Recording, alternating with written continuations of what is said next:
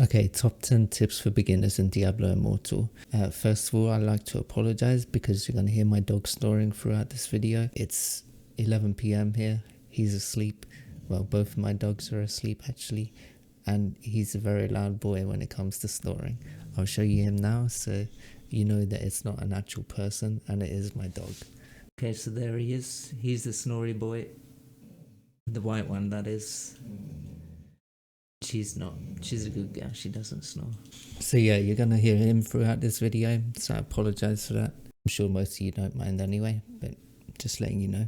Alright, so the first tip is going to be about fading embers. You'll notice if you go to the Elder Rift entrance that you have a cap on your fading embers weekly, and the weekly limit on the solo rifts is 200 and the bonus weekly limit is 120, so you can get 320 embers per week. Basically what this means is the solo embers, you can complete a rift solo with or without a crest and you'll get X amount of fading embers per rift, and the bonus weekly limit is when you join a group and one of those or all of those group members use either rare crests or legendary crests, you'll get bonus fading embers on top of your solo fading embers as well. And you want to complete these and make sure that you cap your fading ember weekly limit. And then what you want to do with your fading embers is you want to go to Selic down here, go to the shop, and you want to buy the FA runes with that. That's the only thing you want to buy with your fading embers. You can buy other runes as well, but you don't want to do that. Only buy fading embers. And the reason we buy 22 fading embers per week, or every 1.5 weeks I think it is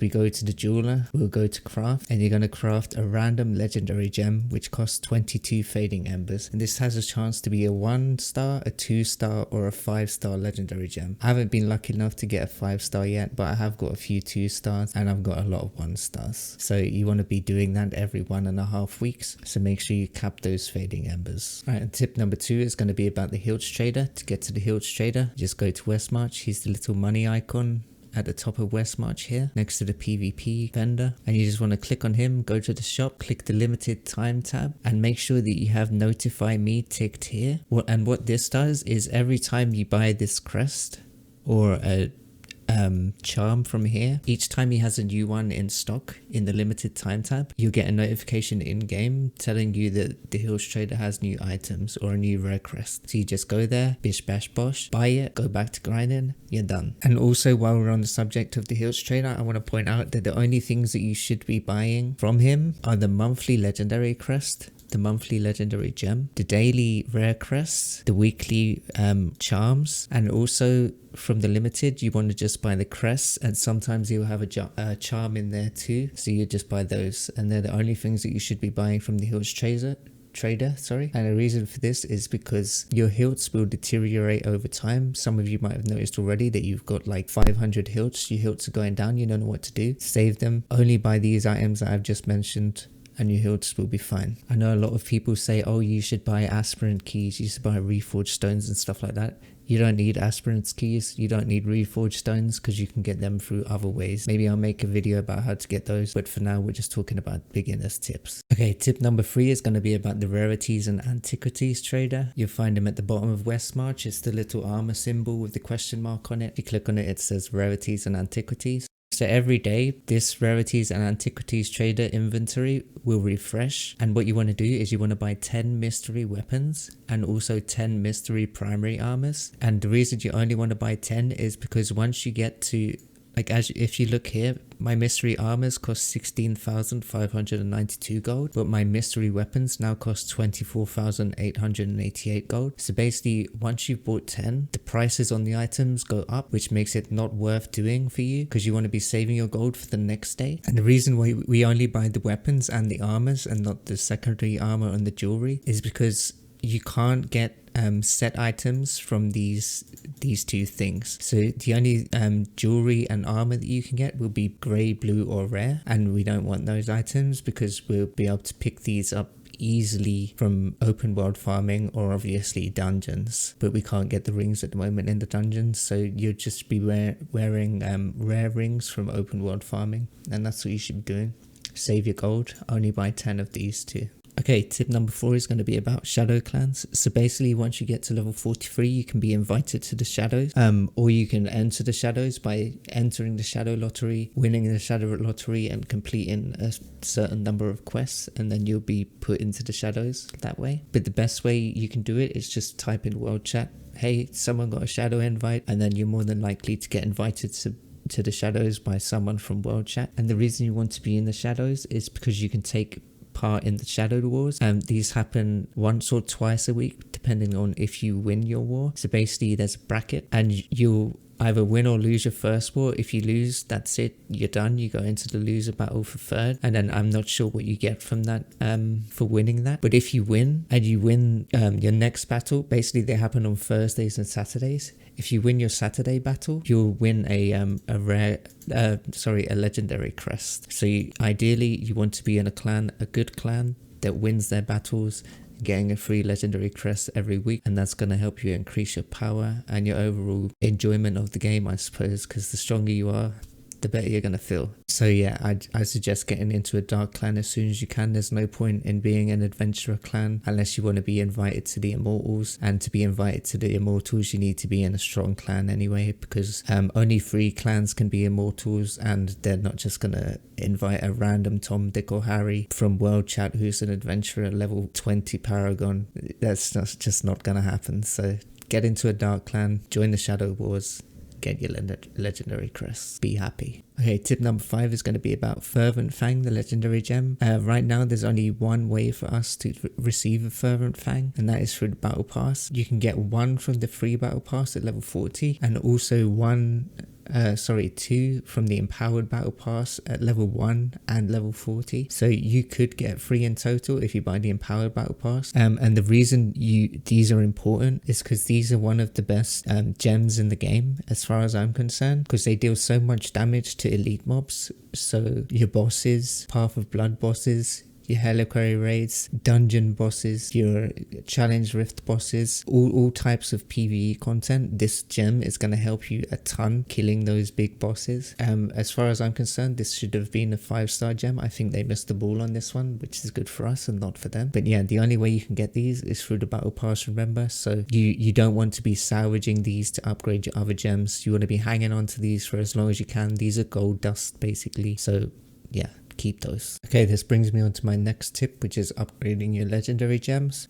Basically, when you're upgrading your legendary gems, you want to make sure that you're not clicking autofill. Otherwise, it just puts in random gems that you have equal to the amount that you need to upgrade the gem, basically. And you want to not be doing that, because this is how you salvage the gems that you actually need. So if there was a fervent fang in my inventory, it would just salvage that, and I'd never get that back. So instead, what you want to do is click the plus symbol, and then you just add or remove the gems that you want to actually salvage instead of the ones that you want to keep. And yeah, this is how you upgrade your gems basically. Okay, so tip number 7 is the Reliquary, and upgrading the Reliquary is one of the easiest ways to increase your combat rating in the game, I've found. So basically, when you're doing a raid, you want to make sure that you're doing the highest raid possible that your combat rating allows you to do. The raids reset twice a week on Mondays and Thursdays, and if you complete a raid in one difficulty, you can't collect the rewards from one of the other difficulties. So say the raid reset on Thursday. I go into the raid, I do a Lasso 1. I only get 10 scoria until Monday. Because I go to Lasso 2, I cannot complete it because I can't get the scoria anymore. I go to Lasso 3, same thing, I can't get the scoria anymore. So you want to make sure you're doing the highest possible one that you can do, so you get the maximum amount of scoria each time you're doing it. This doesn't affect the warband rates though. They reset once per week. I think it's on a Thursday that those reset, and that doesn't count towards your normal killing of Lasso or Vita. Okay, so tip number 8 is going to be on hidden layers. Basically, completing hidden layers will give you a certain amount of normal gems. So your tourmalines, your topazes, your rubies, and things like that. The reason you want to do these is because they're easy to do, and you do get a decent amount of gems from them. There are caps on the amount of gems that you can get though, and to hit those caps is really easy. You can do it in like 20 minutes if you wanted to. Basically, the way I do it is I do one hidden layer. If it has 2 floors, then I only need to do 1, don't need to do any more. If it has 1 floor, then I do an extra hidden layer as well.